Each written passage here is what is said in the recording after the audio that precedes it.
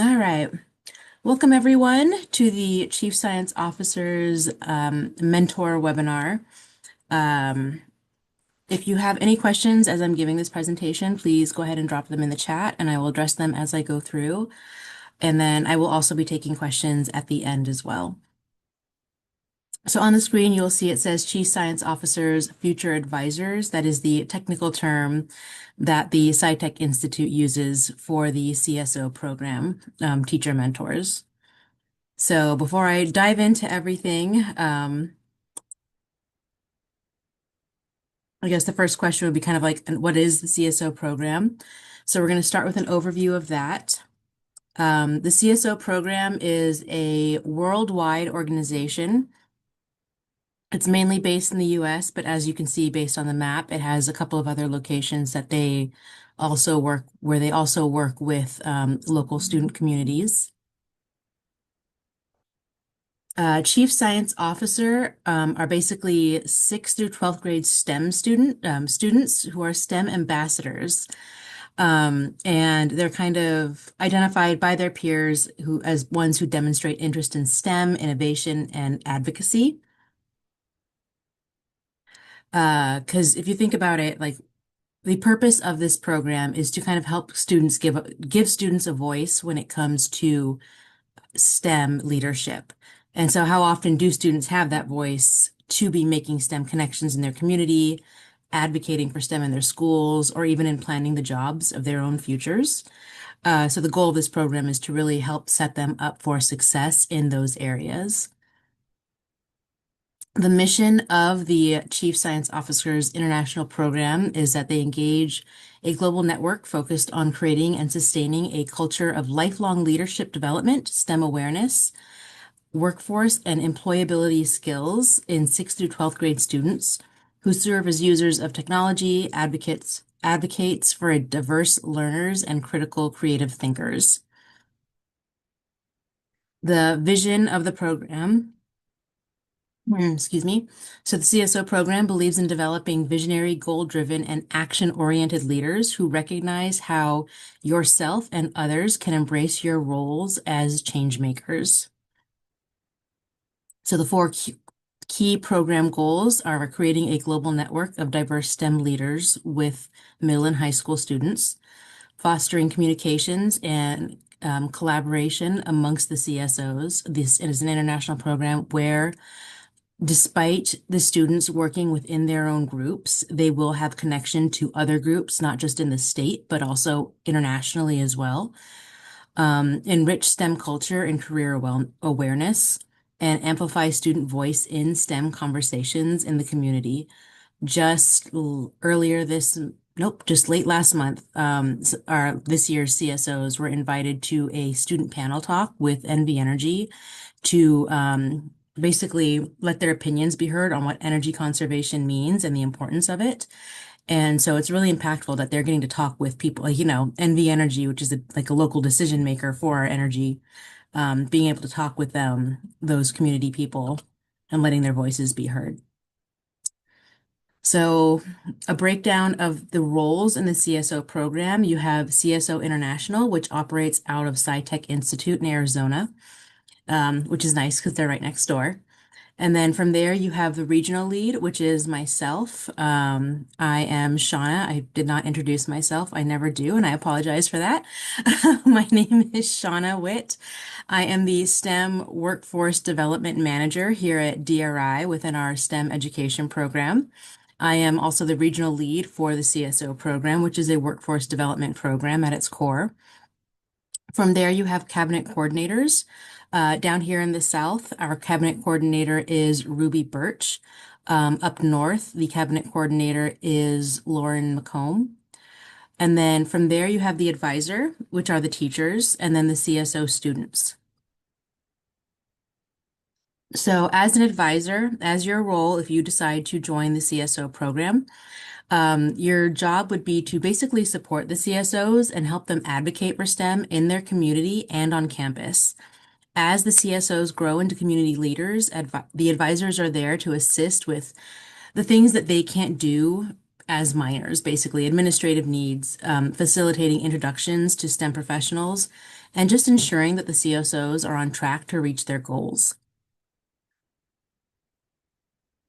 So what happens is following this, if you're interested in the program, you would sign up so that your school or community organization becomes a local site. And then from there, you kind of select students to be CSOs. Well, I'm not saying that you have to select, like the best students in your class to become a CSO or anything like that. If you run an organization or a club of students, you can definitely have all of them sign up to be a part of the CSO program. And from there, you would check in with the CSOs at least twice a month to make sure they're on track with their action plans. I'll go into what the action plans are in a minute. And you're there to support the CSOs with their action plans and ensure that they complete the required forms as part of the CSO program. There are certain forms that are required to be completed throughout the year so that on the international level, they can kind of track student progress. And then just kind of ensure that they participate in the events and meetings.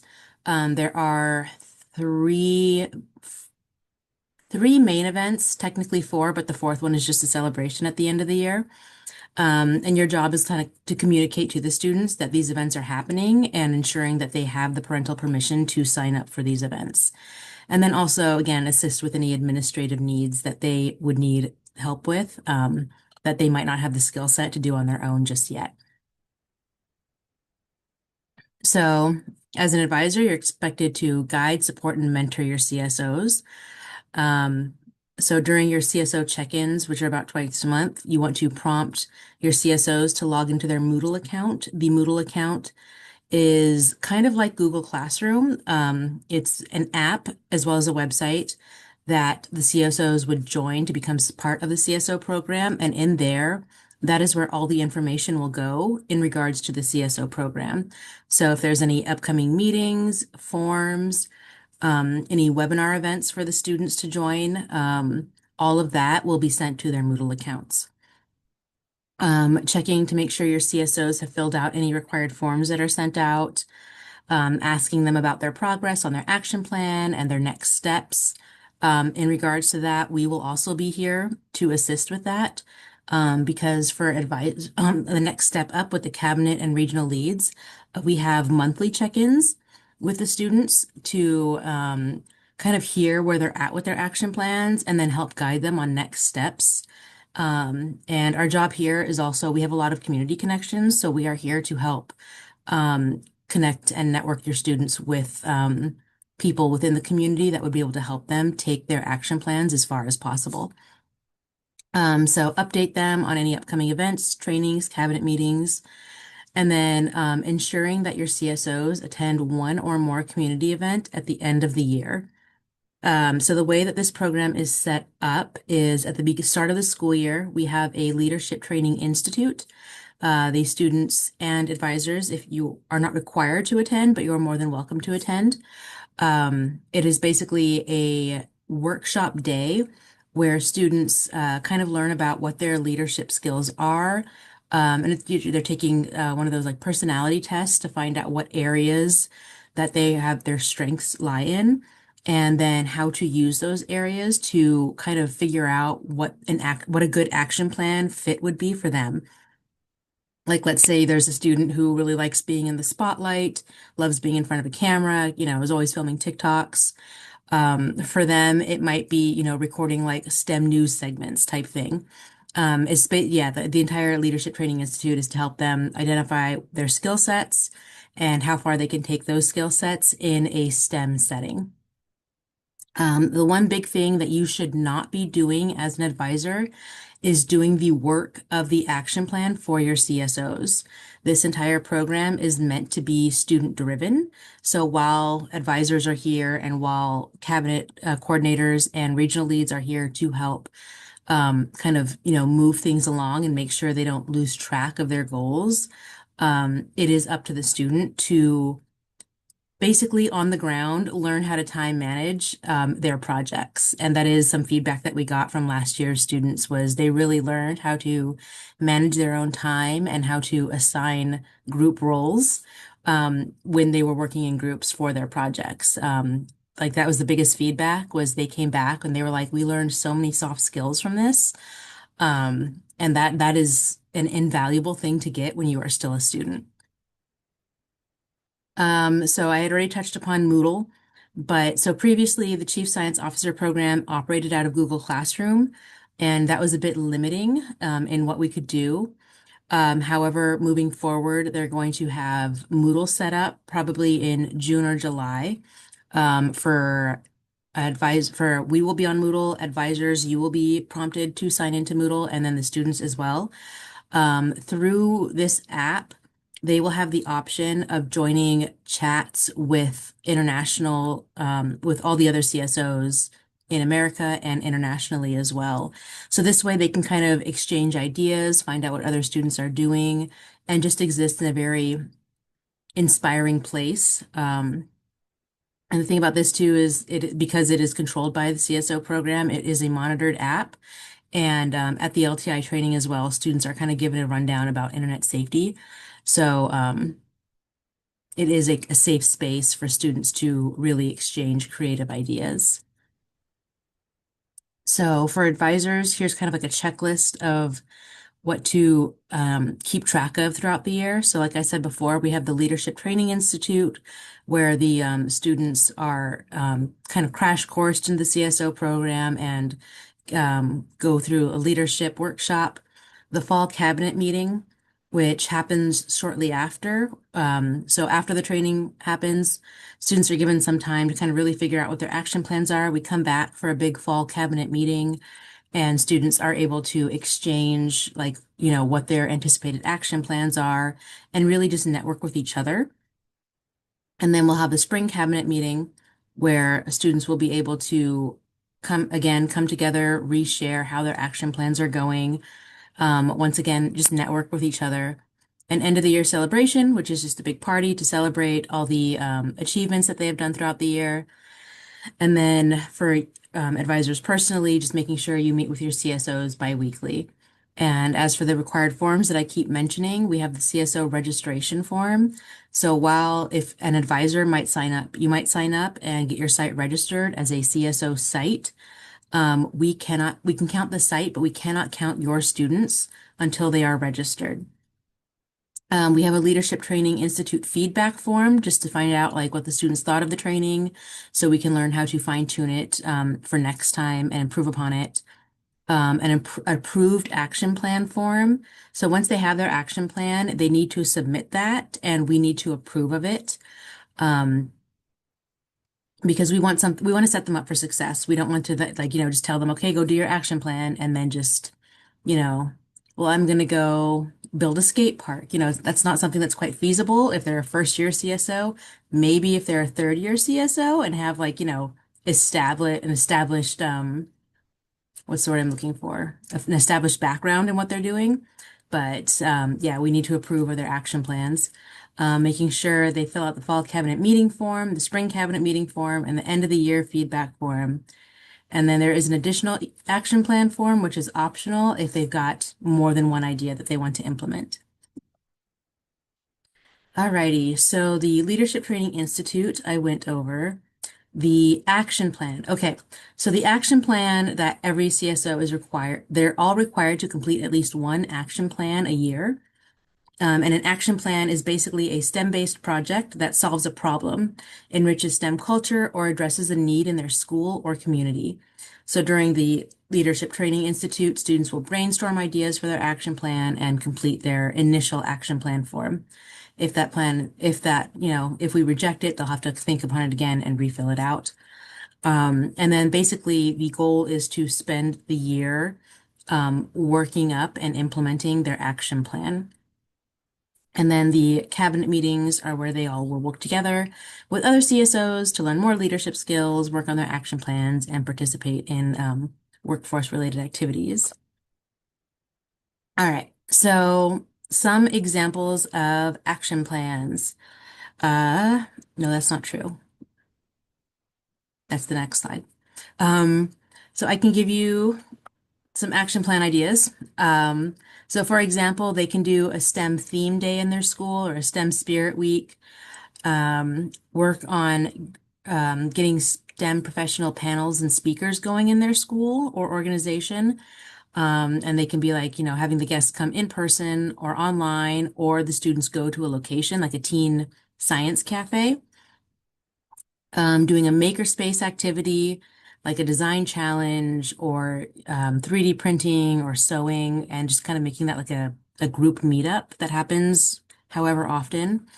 It can be some type of STEM competition. There is actually an esport division of the CSO program.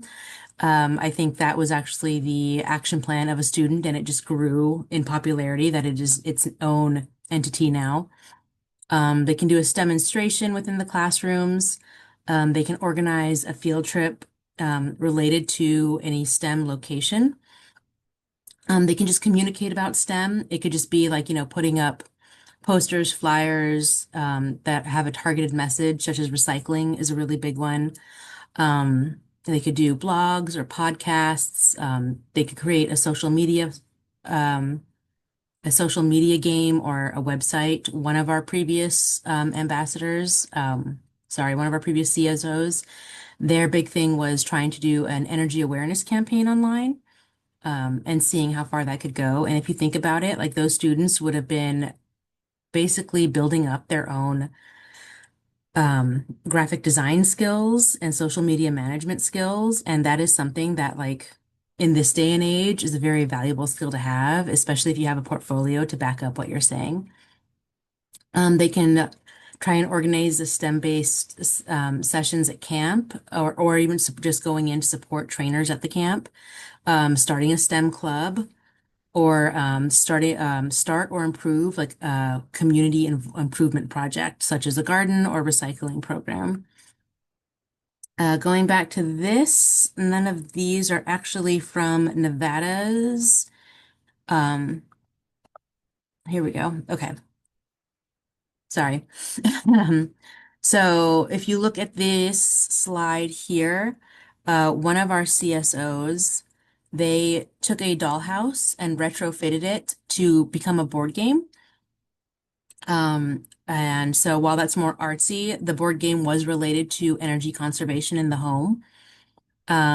This group of students, they did an energy assessment of their school to see how much energy, where energy is being wasted and where they could work to save energy. And in the end, they found out that if the school took the time to replace the light bulbs with LED lights, they would be saving at least $10,000 a year. And then this group of students decided to focus on half of their group, it's not pictured here, created an energy bike to kind of showcase how much effort or energy is needed to create electricity. And then they had different types of light bulbs that the public had to light up. And so part of our action plan support, because obviously some of these ideas do cost a bit of money and materials, we do offer mini grants through in Moodle. NV Energy and Southwest Gas are very big supporters of this program and offer up to $500 in material stipends to support any project that is energy conservation or energy efficiency related. And then there are other grants as well that are related to sustainability. Here at DRI, our focus is environmental research. And so we have a very big sustainability goal for our CSO program. So we would really like there will be a lot of support available for CSOs that pursue any sustainable related project. And I'm saying that because DRI is softly funded, so we have to find grants and contracts to support our work here. And just because of the nature of what DRI is, a lot of those grants that we can find are usually related to sustainability in some way, which is why the grants that we can offer the students will also probably be have strong ties to sustainability. And as I'm saying that, I am remembering that we just applied for an engineering grant as well. So while it can be STEM related, like we will have grants related to specific types of action plans. And by the time the Leadership Training Institute rolls around, we should have a better idea of where the money is to help the students know off the bat where they should be kind of leaning towards when as they come up with their action plans. Alrighty, and then some updates to look forward to for this upcoming school year. We are in talks with Allegiant Stadium to host a sustainability tour for the CSOs. I'm going to work to see if we can possibly have our fall cabinet meeting there and then kind of include the tour as part of what we're doing. Um, because Allegiant Stadium does have a very strong um, belief in sustainability. A lot of work has gone into making Allegiant Stadium as sustainable as possible. So we really want to showcase that to the CSO students, to just really show that, while we're pushing for sustainability, it's not just, a wishful like thinking goal that we have. Like it is something that is happening here in Vegas, and a lot of corporations are really looking forward to a sustainable future as well. Another thing that we will also offer in um, with through the CSO program are travel opportunities. There is the STEM Ecosystems Conference happening in Washington, D.C. from October 20th through the 22nd. The Chief Science Officer program will pay for, usually it is two students. They will cover all travel costs, conference costs, to fly them out to the conference, once there, and then a chaperone as well, which is usually the regional lead or one of the cabinet coordinators. If any of the advisors would like to come as well, let me check my notes. They will cover, okay.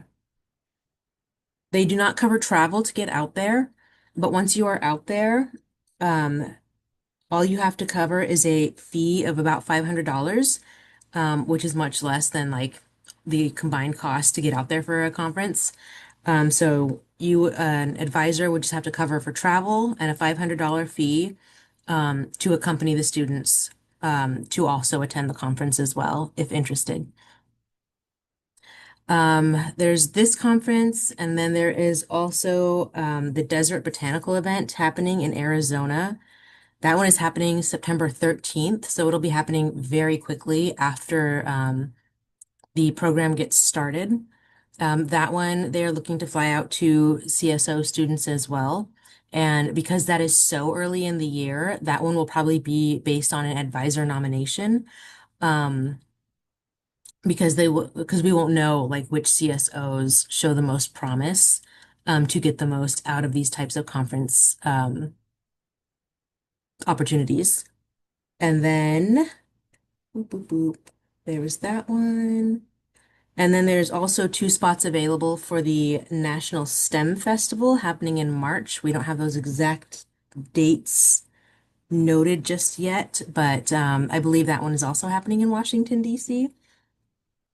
And again, all of these opportunities are completely free for the students, and then at a reduced cost for advisors as well, if interested in going. That being said, DRI is also a recognized um, STEM site through through OSIT, the Office of Science, Innovation, Technology, Governor's Department. I just probably completely butchered that name. I'm sorry. We are a recognized site, and as some of you may know, the OSIT does offer grants to teachers who are working with STEM designated sites. And so, if you are interested in attending these conferences along with us, or just setting yourself up with extra stipends for depending on the workload of what your CSOs are pursuing, getting yourself extra materials outside of what the mini grants may offer. We do encourage you to look into OSIT grants, to further fund your CSO's goals with their action plans. And that is it.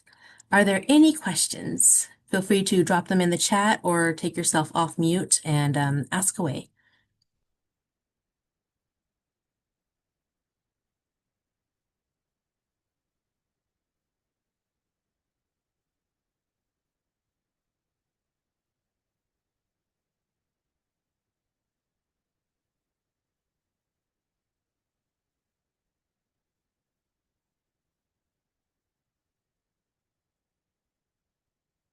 All right, well, when is the start date? That is a really good question. We are going to release that information over summer. This spring has been very busy at DRI, but we are actually going to be spending June laying out the calendar for the year. And so basically after following this, when I release the recording to everybody, I will also have the sign up form for advisors for a site intent. That will be able to get you in the Moodle system. And so we will have you down as a confirmed advisor. And over summer, we will release the calendar. But we are looking to host the Leadership Training Institute either in late August or very early September. So it's basically set to start like once the school year starts in terms of you gathering your chief science officers and kind of letting them know that this is a program that this group of students will be a part of to pursue throughout the school year. And then we do have some students now. Let's see. So we've got one,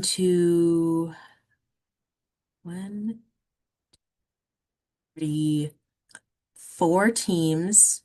One kind of fell through because I think the teacher mentor wasn't as involved in what the project that the students had chosen because he was a robotics teacher and they really wanted to do hydroponics. Um, but of our other, okay, yeah, it's four. Okay, so of our three remaining groups, one did an energy assessment of their peers. They basically kind of put out flyers with a QR code with a survey to kind of gauge where fellow students' knowledge was when it came to energy savings and what they did. So, like, the questions were, how long are your showers? Do you leave the lights on? Do you leave your game systems on all night? Just like, ways where a typical student might be saving or wasting energy and water. And then from there, they created a targeted campaign based on where the gaps were. Like if every student was saying like, yeah, my showers are 20 minutes or longer, they then created a targeted kind of PSA ad campaign around their school, telling students to take shorter showers.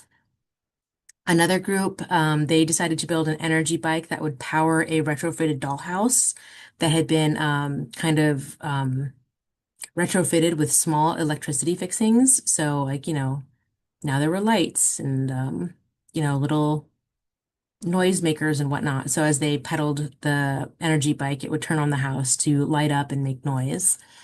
And then the final group, they decided to address food deserts here in Vegas and food insecurities and applied for a mini grant through the CSO International program and got it to basically start up a hydroponics system, like a checkout system in their area where students could check out hydroponics, small hydroponics units to take home and grow their own food so that they would have easy access to nutritious food without having to worry about traveling over 5 miles to a grocery store.